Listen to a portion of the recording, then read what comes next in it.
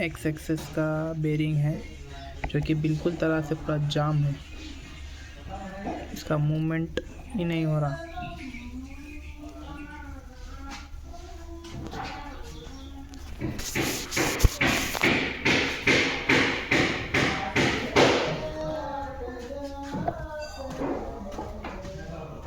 इसको खोल के क्लीन करेंगे अब।